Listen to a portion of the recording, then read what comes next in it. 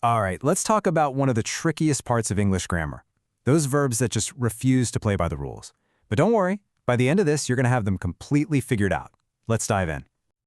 Okay, first things first. Take a look at this sentence on your screen. I buyed a coffee yesterday. Something about that just doesn't sound quite right, does it? This is probably one of the most common mistakes people make, and today we are going to fix it for good. So what's causing the problem? Well, it's something we call an irregular verb. You can think of them as the rebels of the English language. While most verbs are perfectly happy just adding an ed at the end for the past tense, these guys have to be different. They change their form completely. So, how do we actually handle them?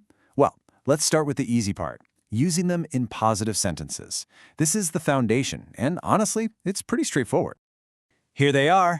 These are the heavy hitters, 8 of the most common irregular verbs you're going to use pretty much every single day. On the left, you've got the base form, what we call V1. And on the right, you've got that special past simple form, the V2. These are the guys you'll want to memorize first. So for positive sentences, the rule is super simple. You just take the base verb and swap it out for its special V2 form. I go becomes I went. She has turns into she had. And they see becomes they saw. It works the same no matter who you're talking about. See? Not so bad, right? Okay, so you've got the positive sentences down. That's awesome. But now, here comes the big twist. This is where most people get tripped up, but I promise you, there's one simple little secret that makes it all click into place. Take a look at this.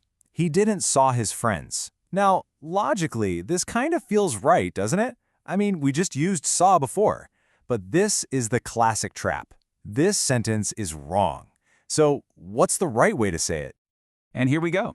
The correct way is, he didn't see his friends. Did you notice what happened there? The verb saw went back to being see. And this perfectly shows the one secret rule you need to know for negative sentences. Okay, here's the key. In the past simple, that little helper word didn't, it does all the heavy lifting. It's the word that's already telling us, hey, this is in the past. And because didn't is doing all that hard work, the main verb gets to just relax and go back to its original, normal form, V1. And you know what the best part is? You've already done all the hard work. That exact same secret rule we just learned for negatives, well, it also works when you're asking questions. Is the same idea. Just like didn't was our helper for negatives, did is our helper for questions.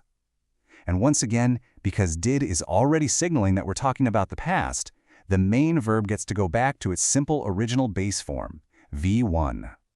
And you can see it right here in action. You wouldn't say, did you had a good trip? No way.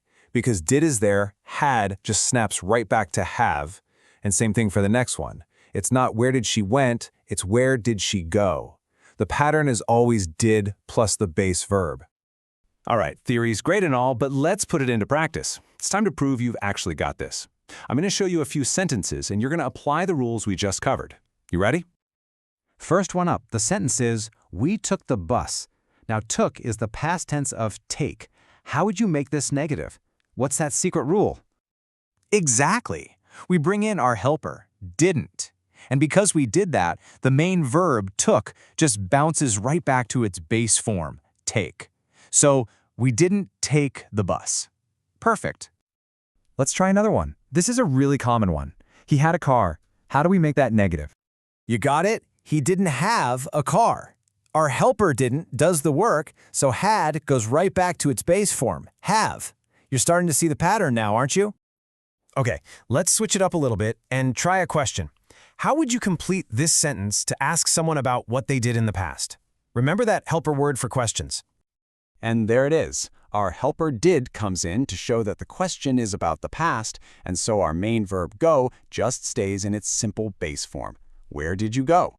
So if you only remember one thing from all of this, let it be this right here. This is the golden rule. When you see those helper words, did or didn't, your main verb always goes back to its simple base form, V1. That's the secret to the whole thing. So let's end with a question for you. And notice the structure, right? Did plus the base verb, do. So what did you do yesterday?